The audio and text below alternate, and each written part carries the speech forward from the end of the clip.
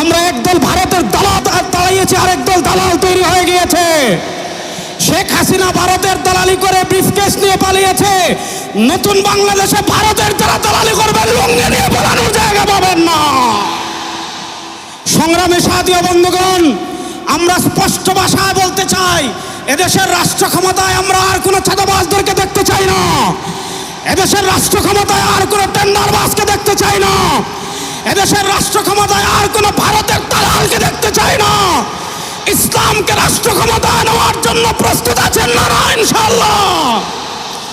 ইসলামী আন্দোলনের মোহতারাম আমির পীর সাহেব চরমনায় ঘোষণা দিয়েছেন, ইসলাম দেশ ও মানবতার পক্ষে এবার ভোটের বাক্স একটা হবে ইনশাআল্লাহ।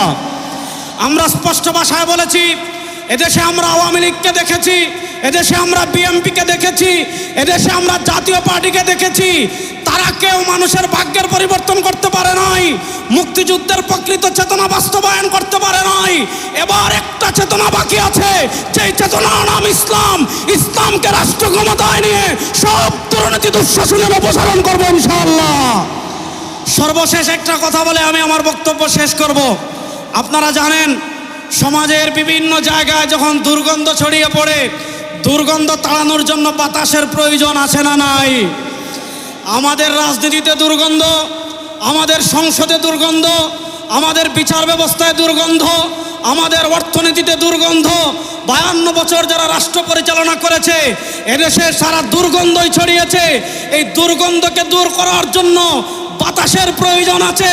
সেই পুরো বাংলাদেশে এবার বাতাস হবে হাত পাখা ইনশাআল্লাহ। সেই হাত পাখার বাতাস ছড়িয়ে দেওয়ার জন্য প্রস্তুত আছেন না নাই? আরে ভাই, আমাদের কোনো মার্কা আছে? ইসলামের পক্ষের কোনো মার্কা আছে? মুক্তিযুদ্ধের প্রকৃত চেতনার কোনো মার্কা আছে?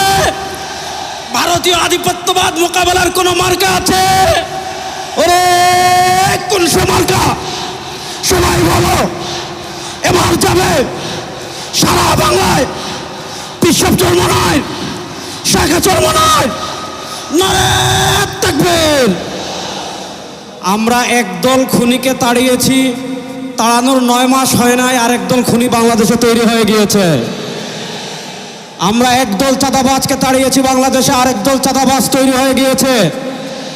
আমরা একদল দুর্নীতিবাজকে তাড়িয়েছি, বাংলাদেশে আরেক দল দুর্নীতিবাজ তৈরি হয়ে গিয়েছে। আমরা একদল টেন্ডারবাজকে তাড়িয়েছি, বাংলাদেশে আরেক দল টেন্ডারবাজ তৈরি হয়ে গিয়েছে।